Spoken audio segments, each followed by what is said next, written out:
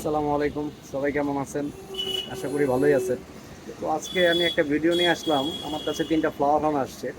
ভালো কোয়ালিটি, মাশাআল্লাহ সুন্দর, এটাও ভালো। তো একটু কম দামে দিয়ে দিব আর কি।